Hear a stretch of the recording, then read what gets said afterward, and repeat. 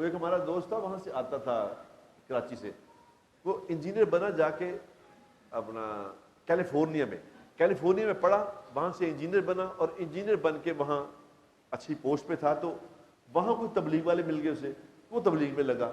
वहाँ तबलीग में लगा तो अल्लाह ने ज़िंदगी बदल दी उसकी। ज़िंदगी बदल गई तो छोड़ के पाकिस्तान आ गया।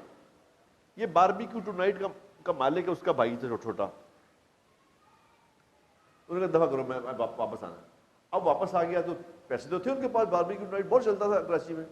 तो उन्होंने अपना छोड़ छाड़ के ना अपना तबलीग शुरू कर दी। अपना बारबेक्यू नाइट चलाते थे तो तबलीग करता था, बहुत पढ़ा लिखा आदमी था। तो वो था जरा बड़ा कॉमेडियन टाइप था, बड़ा मजाकिया आदमी था।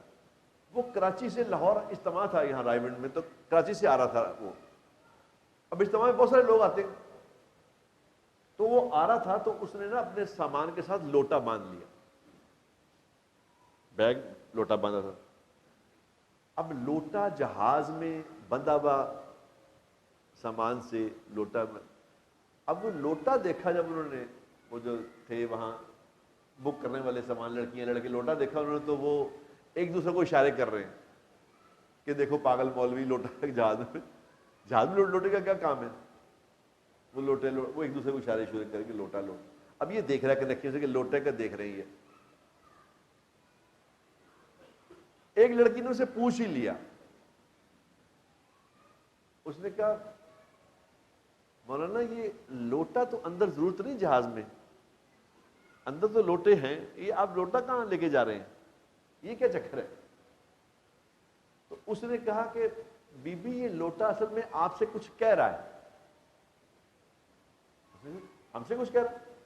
उन्होंने कहा हाँ आपसे कह रहा है। क्या कह रहा है? उन्होंने कहा लोटा कह रहा है लौट आओ,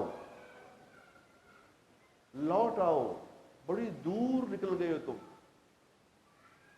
इतनी दूर निकल गए हो कि तुम्हें पता ही नहीं कि तुम कहां पहुंच गए हो। ये लोटा वापस बुला रहा है कि आ जाओ वापस, हम मुसलमान हैं। फिर उसने इसमें बात शुरू की, हम मुसलमान हैं, मुसलमान की जिंदगी होती है, ये वापस आना है।